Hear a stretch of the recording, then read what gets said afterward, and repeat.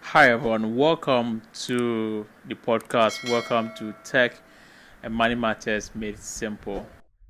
Today is going to be an interesting one. Trust me, it's really going to be an interesting one. Today we are here to talk about being self-employed and being an employee. What people who are self-employed can do to be business owners, and those who are employees, what they can also do to be business owners. Let's dive right in. Self-employed individuals are individuals who we call as their own boss. They do their own thing. A self-employed individual, most of the time, the words you hear from self-employed people are, I want to be my own boss. I want to go to work at my own pace. I want to go to work at my own time. I want to do stuff at my own pace, and so on and so forth. I wouldn't wait for anyone to come and tell me you're fired. So I'm doing my own thing. I'm my own boss. These are the words you hear from person who is self-employed. Now, person who is an employee, what you hear from that person is also, I want a secure job.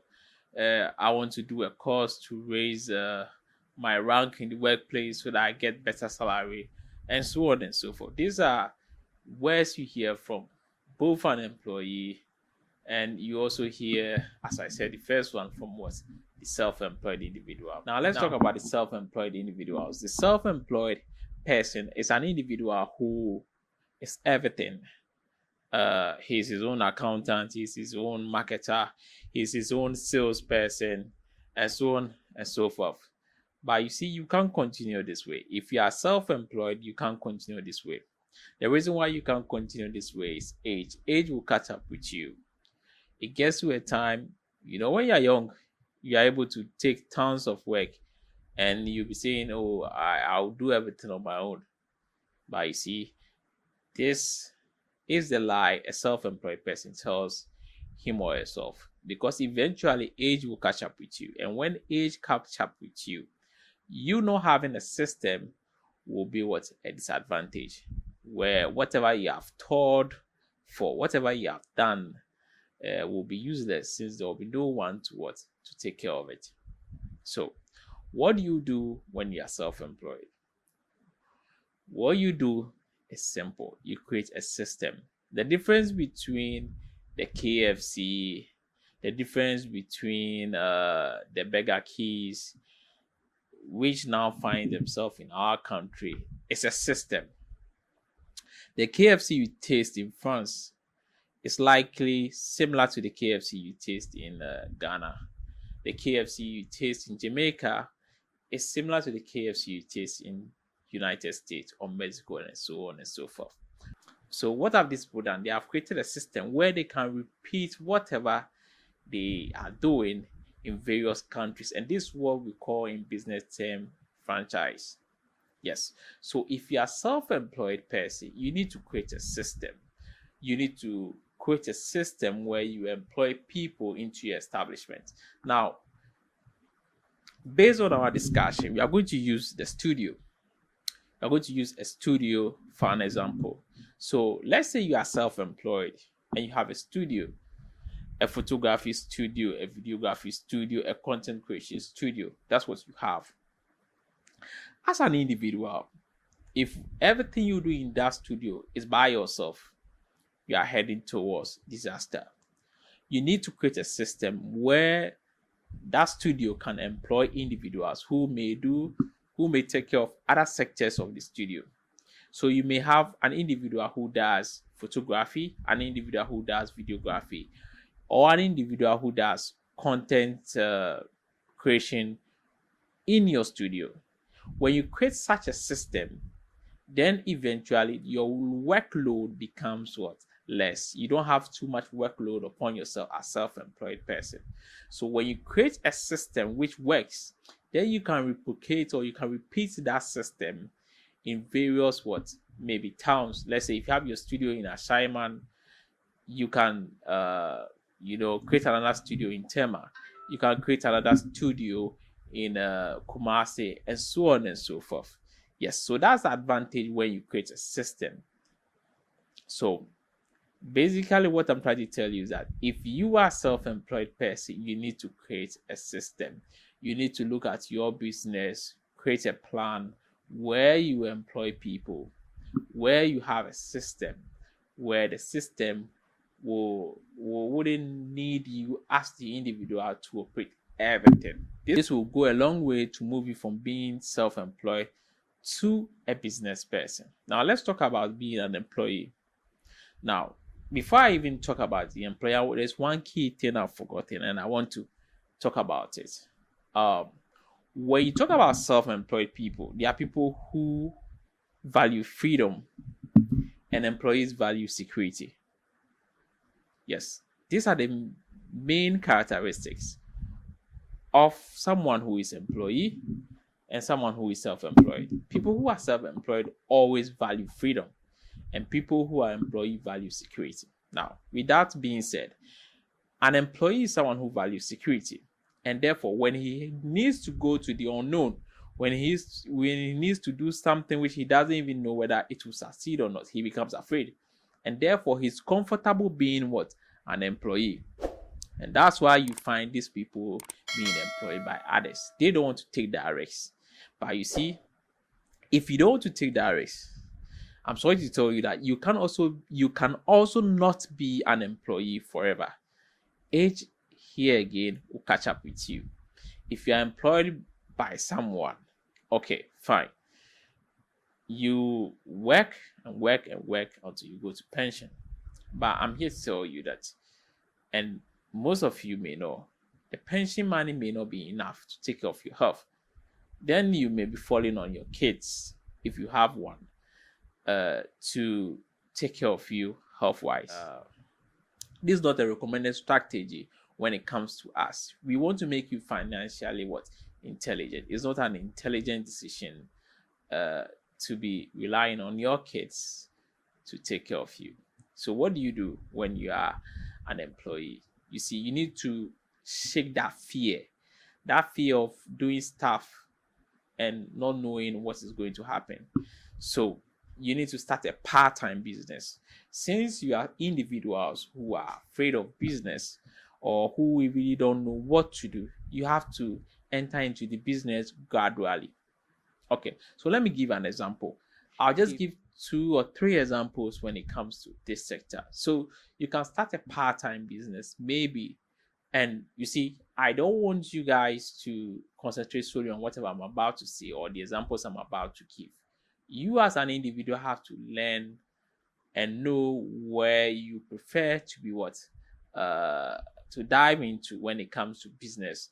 If you are teaching, maybe your business will be having a part-time teaching program or something, having a part-time school somewhere where you teach a particular skill and so on and so forth. You have to decide on your own. You know yourself better than what we do.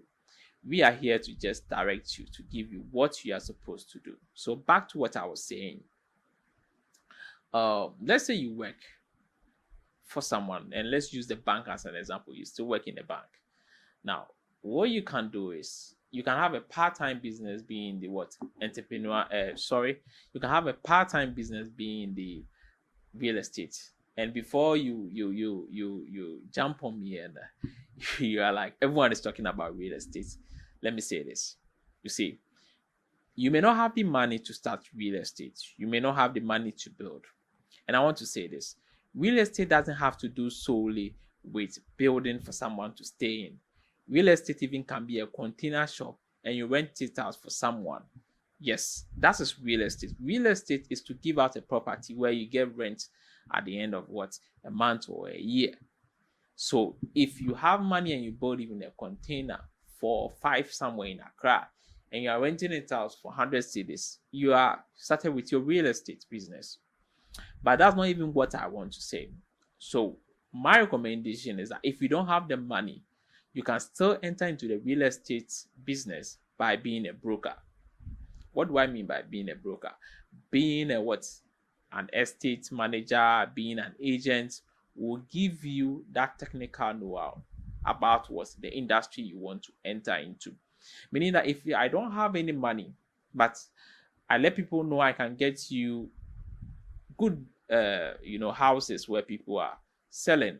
I get to know the gurus in the industry. I get to know where to get lands which are affordable, and I get to nurture a lot of knowledge during that period which I don't have money. You see, people think that if you don't have money, then you don't have to plan to do anything.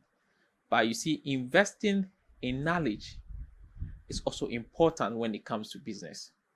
So instead of you waiting for money before you enter into real estate, you can start, as I said, as a broker. Learn everything about the industry. And when eventually you have your own money, or you get access to loan to get some money to enter into real estate, you know exactly what to do. Here, then you wouldn't be doing try and error. So, as I said, an example is real estate. You can also enter into the food joint business.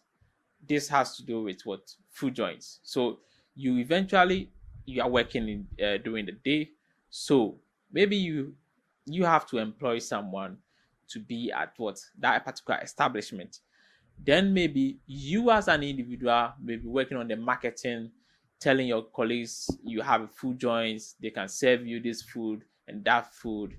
And eventually you grow the business to the extent where maybe the business gives you more money than even what you are doing. So these are the few things you can do as an employee. And as I said, you need to shake that fear of doing doing businesses. You need to shake that fear. You have to have that entrepreneurial mindset. Employees, most of the time, are afraid to enter into business. But you need to shake that thing. You need to research into whatever industry you want to get into, so that you don't find yourself wanting.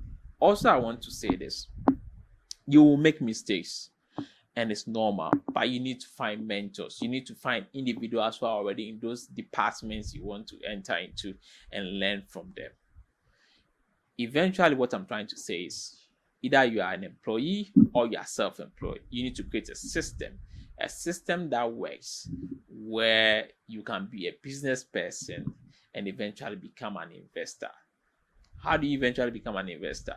If you spend more time being a business person, you get to know about that business. And therefore, if someone tells you there's a business opportunity where you can invest your money in as an investor, you know the numbers, you know what to do. So you eventually become a good investor. So this brings us to the end of this episode of Tech and Money Matters Made Simple. In our next episode, which will be our last episode on this Sectors of Wealth series, we'll dive more into what you have to do as a business person and what you have to do to be a successful investor. Now, if you find this video very, very educative, very interesting, please hit on the like button, subscribe to the channel, share this video to others which you may feel they may be interested in. This platform and this channel will give you everything when it comes to businesses, when it comes to tech, when it comes to a lot of stuff. We are going to throw more light. We are going to go to the field, let you know the businesses we are into, give you the advantage, the disadvantages, and mistakes we have done when it comes to business. This is a platform, or this is a channel that is not going to leave no stone unturned when it comes to businesses. We are going to show you actual businesses on the field. So we will not always be in the studio, but at times we'll be on the field, let you know the mistakes we have done, so that you can also learn from it and create your own business eventually. See you guys in the next one. Peace. Bye bye.